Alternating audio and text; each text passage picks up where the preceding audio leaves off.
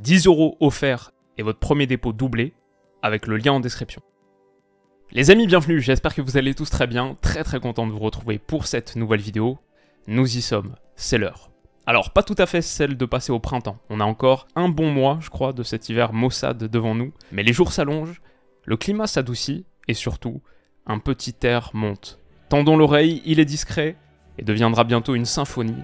Un projecteur d'où naît la lumière perçante des grandes nuits. Oui, les Coupes d'Europe sont de retour et demain on parlera des autres huitièmes de finale aller de Champions. Mercredi, je vous ferai aussi une grosse vidéo, une preview de Shakhtar OM, Toulouse Benfica, Milan Rennes, Lens Fribourg. Gros programme, avalanche de vidéos en perspective.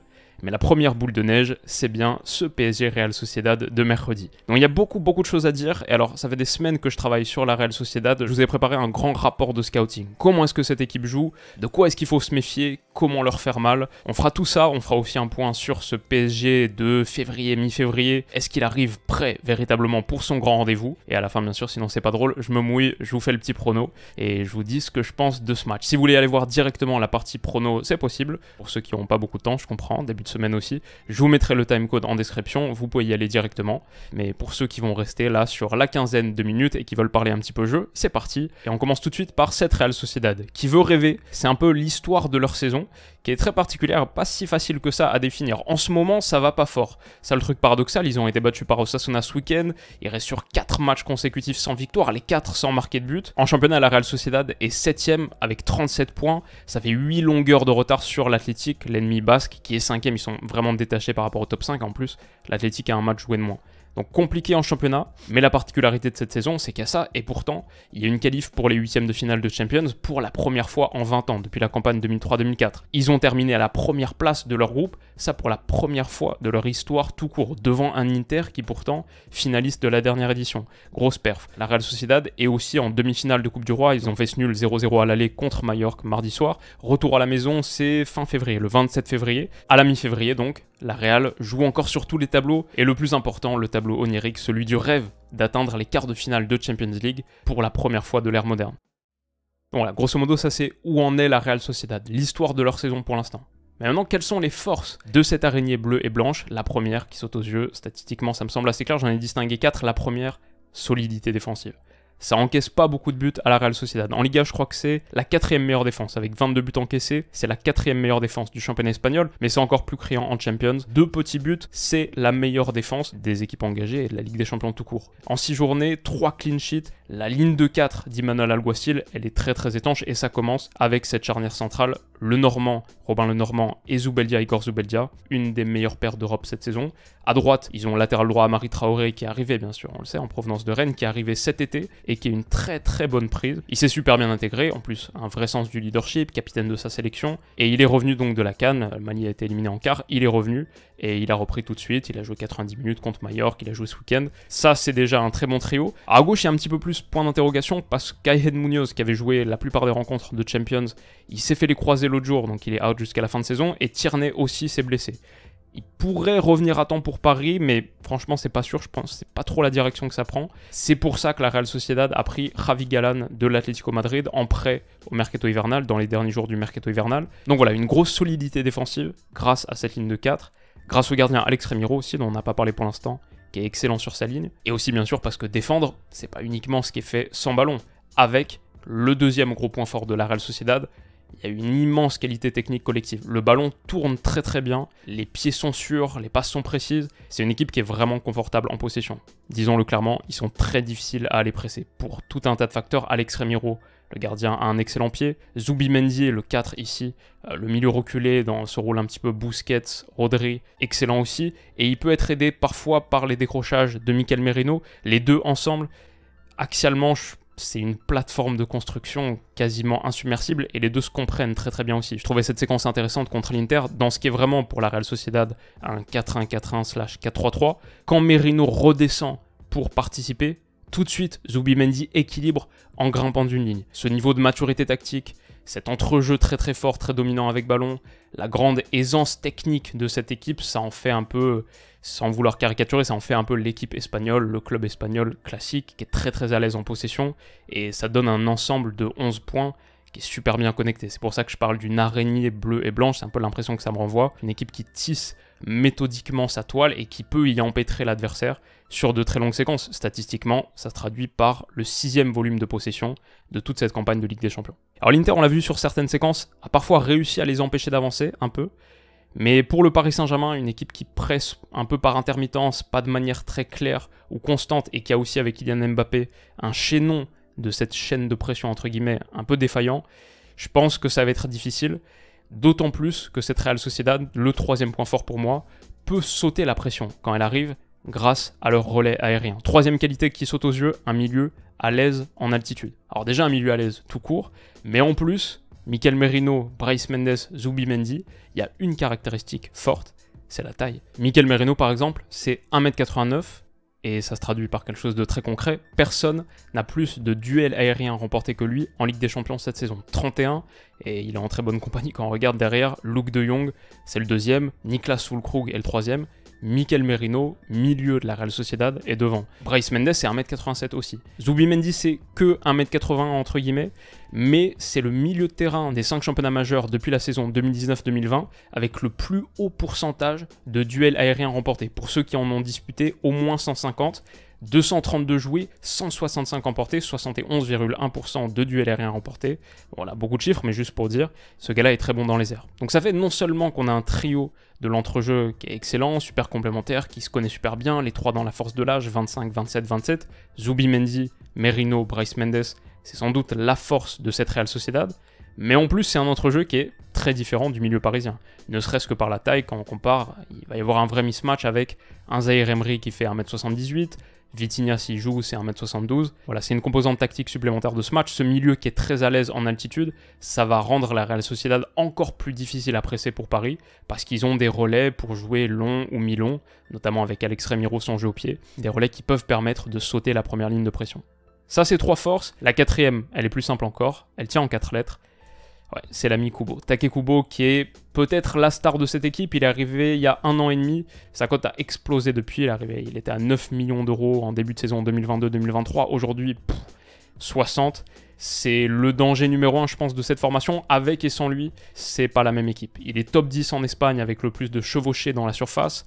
Top 10 en possession progressive, top 10 en dribble réussi, et tout ça en ayant raté le dernier mois de compétition à cause de la Coupe d'Asie. Si on regarde en Champions, il est 7e en action menant à un tir. Farah est 1er, Bellingham est 2e, un gars comme Mbappé est 4e, Xavi Simons et Antoine Griezmann se partagent la 5e place, Kubo est juste derrière, 7e. C'est le gros danger de cette équipe. Mais cette toile de l'araignée bleue et blanche a des trous, la Real Sociedad a aussi bien sûr des lacunes. La première, très clair aussi, encore une fois statistiquement, ça manque cruellement de force de frappe offensive. La Real Sociedad sort de 4 matchs consécutifs, toutes compétitions confondues, sans marquer de but, dont 3-0-0 dans le lot. Ils ont fait 9 fois 0-0 cette saison, ça c'est vraiment le score de la Real. 0-0, toutes compétitions confondues, il y a 11 matchs sans marquer de but, c'est quasiment un tiers du temps. La Real Sociedad finit la rencontre muette. C'est la 6e attaque de Liga avec 32 buts seulement. C'est ça qui fait qu'ils sont 7e. Ça fait 10 de moins, 10 buts de moins que l'Athletic 5e. L'Athletic pourtant un match en moins.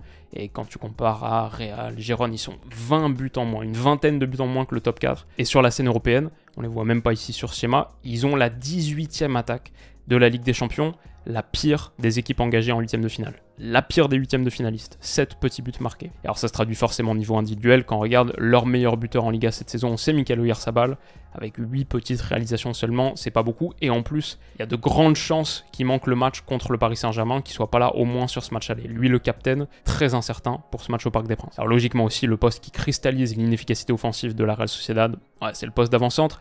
Personne ne s'est vraiment imposé, ni Carlos Fernandez, qui de toute manière est blessé jusqu'à la fin de saison, ni André Silva, malheureusement, dont la carrière est en chute libre totale, complète, ni Oumar Sadiq, qui est la vraie déception sans doute, parce qu'il a été acheté à Almeria, 20 millions plus 6 de bonus, c'était la grosse prise, il devait permettre à la Real Sociedad de remonter la pente. Pour l'instant, il a planté 3 buts, toutes compétitions confondues, dans sa carrière avec les Bleus et Blancs. Un énorme raté l'autre jour, bon, il y a de grosses occasions ratées, il est vraiment en perte de confiance. Depuis la saison 2020-2021 d'Alex Isak, même s'il y a eu un petit peu de Willian José avant, un peu de Sorloth, même saison dernière, mais en gros depuis Isak 2020-2021, c'est très compliqué sur ce poste d'avant-centre. Personnellement, des matchs que j'ai vus, je vois un secteur offensif qui n'est pas très incisif et qui dépend énormément des éclairs de génie, des percées de Take Kubo pour créer dans la zone de vérité. En Ligue des Champions, on dit souvent que les erreurs se payent cash, que tu peux être puni sur rien du tout, qu'il faut rien laisser à l'adversaire, encore plus quand les tours à élimination directe arrivent. Disons que c'est un peu moins vrai contre cette Real Sociedad. Le deuxième point, inexpérience à ce niveau. Alors là, c'est très clair. En tant que club, la Real Sociedad n'a pas joué de huitième de finale de Champions depuis donc 2003-2004, comme on l'a dit, contre Mont-Noël d'ailleurs. Je me souviens très très bien de ce match. Et de notre superbe équipe, superbe maillot aussi. Mais à la rigueur, ça on s'en fout, je suis pas un gros fan de regarder l'histoire d'un club. Finalement, ce qui compte quand même le plus, les joueurs qui sont là, les joueurs qui sont là, ils ont été éliminés sur les 3 dernières campagnes européennes de la Real Sociedad, 3 dernières saisons en Europa League. Ils ont été sortis à chaque fois du premier tour à élimination directe. Ils connaissent pas vraiment la saveur d'une qualif sur un round knockout de compétition européenne. Et d'ailleurs, quand je regarde l'effectif, pour l'immense majorité des gars qui sont là, cette campagne de Ligue des Champions, c'est la première de leur carrière. Et même ceux qui l'avaient déjà joué, des gars comme Tierney, Traoré, Odriozola, André Silva avec Leipzig, des gars qui l'avaient déjà joué, aucun n'ont vraiment eu un rôle majeur dans une qualif d'un tour à élimination directe de Ligue des Champions. Et forcément, donc, quand tu compares cette formation-là à celle du Paris Saint-Germain, je vais aller un peu faire le récapitulatif des trophées. Au PSG, il y a quand même 4 Coupes du Monde, il y a 2 Euros, il y a 8 Ligues des Champions, une Copa América, 4 Europa League et une centaine de tours à élimination directe de Ligue des Champions remportés. Le déficit d'expérience est assez substantiel. Troisième point, la charnière centrale un peu lente. Alors, Zubeldia, Robin Lenormand, on en a dit de bonnes choses. Je pense que c'est une très bonne paire de centraux. Et c'est pas la plus lente du monde, on va pas exagérer, mais c'est pas hyper véloce non plus. J'ai vu quelques moments contre l'Inter où ça pouvait être un poil en difficulté pour défendre les grands espaces. Et même si c'est pas dramatique, je le mets dans le rapport de scouting parce que quand en face, c'est Mbappé, Dembélé, Barcola, Hakimi par exemple, et que cette équipe de la Real Sociedad aime presser haut, aime tenir une ligne haute, ça pourrait être un problème. Je suis très curieux de voir l'approche d'Emmanuel Alguacil par rapport à ça. C'est un petit truc qui me semble important à souligner. Et enfin, le dernier point, l'infirmerie est pleine. Il y a une vraie question autour du 11 qu'ils vont pouvoir véritablement aligner. Comme on a dit, Oyarzabal, ça semble assez douteux, donc j'imagine qu'on aura Oumar Sadiq en pointe, il est vraiment pas en confiance. Au moins au milieu de terrain pour eux, leur milieu clé, leur force principale, ok, tout le monde est là. Mais à gauche par exemple, Tierney, c'est encore un peu incertain. On verra le 11, je pense que ce sera ça. Remiro, Traoré, Zubeldia, Lenormand, Galan, Zubimendi, Merino, Brais Mendes, Barrenetxea, Kubo et Sadiq en pointe. Et il n'y a pas énormément d'options en sortie de banc aussi. Il y a peut-être Arsène Zakarian que j'aime bien. Sinon, devant, c'est un petit peu léger. Il y a quelques jeunes intéressants de ce centre de formation, mais c'est moins fort sans doute que ce que peut faire entrer Paris en cours de jeu. Et alors Paris justement, où est-ce qu'eux en sont? Où est-ce qu'en est le PSG? Jusqu'à il n'y a pas très longtemps, jusqu'à il y a quelques heures, c'était pas fort. Ce début d'année 2024, il faisait un peu flipper, ça jouait pas super bien. Mais contre Lille, il y a eu une très bonne performance samedi soir. Un des meilleurs matchs de la saison sans doute pour les hommes de Luis Enrique, face à un adversaire en plus qui est tactiquement en général assez bien rodé. Il y a toujours la question du grand écart entre la première et la deuxième partie de saison, et ces mois d'octobre, novembre, décembre, qui sont rarement de bons conseils pour éclairer pertinemment février et mars. Donc ça on le sait, c'est toujours la situation de Paris. Peut-être qu'on peut regarder ce qui a été fait en Ligue des Champions. Là, ça dépend de comment on veut voir les choses. 2 victoires seulement dans ce groupe. Ça a été ric-rac, on sait, pour la qualif. Maintenant, si on regarde les chiffres avancés, c'est un petit peu plus positif et optimiste pour le Paris Saint-Germain. 9 buts marqués seulement, mais 13,4 XG produits. Le différentiel d'XG, c'est le 3e meilleur de la compétition. Il n'y a que City qui est très très loin devant, le Real 2e. Sinon, c'est tout de suite Paris, dans la même zone finalement que cet Arsenal, que l'Inter, et devant la Real Sociedad. 7,1 par rapport à 5 de différentiel d'XG pour la Real. Et il faut dire un truc, c'est que si le Paris Saint-Germain a assez mal voyagé en Europe, à la maison, au Parc des Princes, c'est pas mal. 2 victoires et un nul, 7 points pris sur 9 possibles, contre Dortmund, contre Newcastle et contre l'AC Milan. Alors il faut qu'on en parle, il y a eu une grosse frayeur en milieu de semaine aussi, quand Kylian Mbappé a pris cette intervention très très musclée de Brassier sur sa cheville. Elle a tellement tourné, les images sont flippantes, et c'est la cheville qui tourne, mais aussi du coup un petit peu plus haut sur le corps, le genou. Comme j'ai dit, je sais pas si on se rend compte du miracle que c'est s'il est remis à 100% pour mercredi, mais visiblement, il devrait l'être. Visiblement, Mbappé devrait revenir, il a été préservé contre Lille. Donc je l'imagine en pointe, ça c'est le 11 potentiellement contre la Real Sociedad, celui que j'imagine Luis Enrique produire, on verra exactement, mais Mbappé en pointe, Dembélé, Barcola sur les côtés, Barcola qui est excellent en ce moment. 4-3-3 sur le papier, après on sait qu'avec ballon ça devient plutôt un 3-2-5 avec Hakimi qui est dans le demi-espace là, qui opère quasiment dans un rôle de milieu, une plateforme, je ne sais pas si ce sera Ugarte aux côtés de Zaïre Emery, Fabian Ruiz peut-être, à voir, un Vitinha plus bas. Là aussi, j'ai une hésitation. Cet entrejeu, c'est la zone d'ombre et de flou. Et contre Merino, Brais Mendes, Zubimendi, il va falloir être fort. Donc on verra ce que ça donne. Mais peut-être là, un Asensio plus qu'un Vitinha. En tout cas, avec ballon, on devrait retrouver cette formation en 3-2-5, le 5+5, le WM moderne, Marquinhos, Danilo Pereira, Lucas Hernandez. Pas trop d'absents côté parisien à part Skriniar, mais sinon, grosso modo, une équipe relativement épargnée par les blessures et avec beaucoup plus de cartouches en sortie de banc, on en parlait un petit peu, par rapport à la Real, quand je vois qu'il y a RKM, Ramos, Kanginli qui est revenu de la Coupe d'Asie aussi, qui n'a pas encore joué depuis qu'il est revenu, mais il avait fait de très très bonnes entrées en Champions, notamment contre l'AC Milan, donc Lee, c'est un bon point je trouve. Ruiz, Mukiele, même Beraldo derrière, c'est pas parfait, mais c'est un effectif qui est quand même plus profond et avec plus de possibilités que la Real Sociedad en face, un peu entamée par les blessures. Mon prono donc, on y arrive, qu'est-ce que ça va donner? Quand on regarde d'abord ce que les autres personnes pensent, les bookmakers voient le PSG assez nettement favori, 1,66 sur ce match à la maison, la Real Sociedad est à 5,40, match nul 3,85, 98% des gens partent sur le Paris Saint-Germain.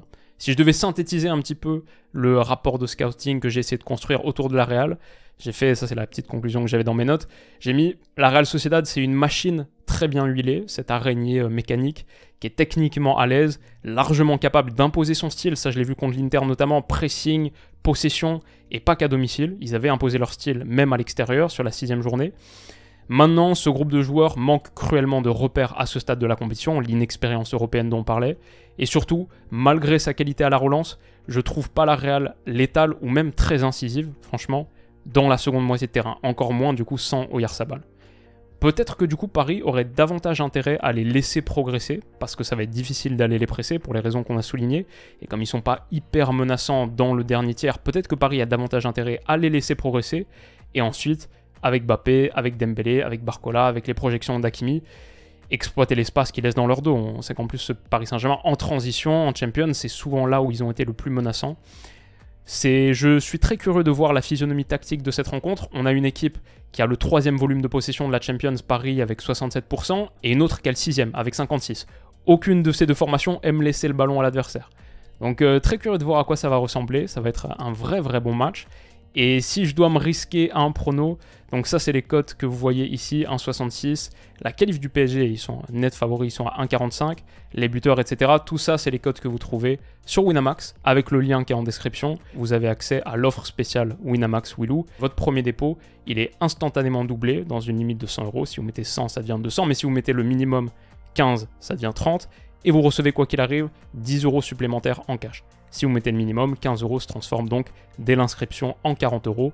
40 € avec lesquels vous pouvez parier sur ce match. Ce lien qui est en description, non seulement il vous permet de débloquer l'offre de bienvenue, aussi il me rémunère à chaque utilisation, pour ceux qui l'ont fait par le passé. Comme d'habitude, je vous remercie, et je remercie ceux qui envisagent peut-être de le faire cette saison encore une fois. Mais si vous le faites, comme vous le savez aussi, les paris sportifs, c'est pas nécessaire pour passer un bon moment devant ce PSG Real Sociedad, c'est réservé aux majeurs. Faites attention. Ça va pas être un match facile pour le Paris Saint-Germain. Je pense que l'idée de la Real Sociedad, qui est un petit peu dans le creux de la vague en ce moment, mais qui a toujours encore une grosse solidité défensive, ça va être de se protéger et d'amener cette double confrontation jusqu'au match retour au Pays Basque, pour là essayer de faire la différence. Je pense quand même que le PSG a les armes pour le faire, en plus à la maison, au Parc des Princes, où là il n'y a rien à dire, en Europe, en France.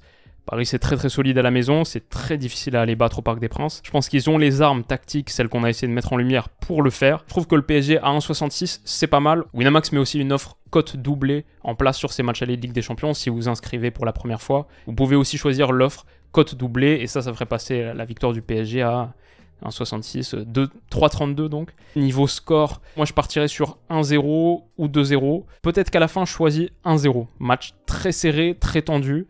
Une victoire quand même, mais ouais, qui nous laisse encore beaucoup de suspense pour le match retour. Et si je dois choisir un buteur, bon, l'évidence c'est Kylian Mbappé à 1,76. Mais moi, vous savez que j'aime bien le petit pari qu'on a réussi à faire passer l'autre jour, ou alors à rien du tout. Peut-être refusé pour un hors-jeu, c'était ça. C'est Ousmane Dembélé. Ousmane Dembélé, buteur, 2% des gens partent là-dessus.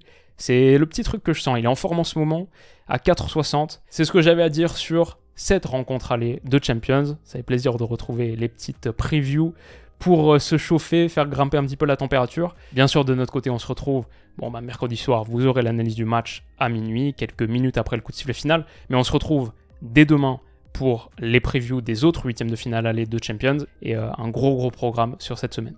Merci d'avoir été là les amis. Je remercie aussi, j'en profite, conclusion, pour remercier le compte Real Sociedad France sur Twitter qui m'a bien aidé. On a bien pu discuter sur le 11 potentiel, l'état de forme de la Real. Et ouais, d'ailleurs j'ai pas vu, ils ont changé leur logo en mettant le ballon de la Champions. On voit que c'est une campagne spéciale, cette saison 2023-2024.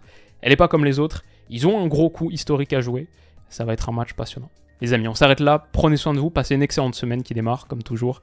Je vous souhaite beaucoup d'énergie en ce lundi. Et on se dit à bientôt. Bisous.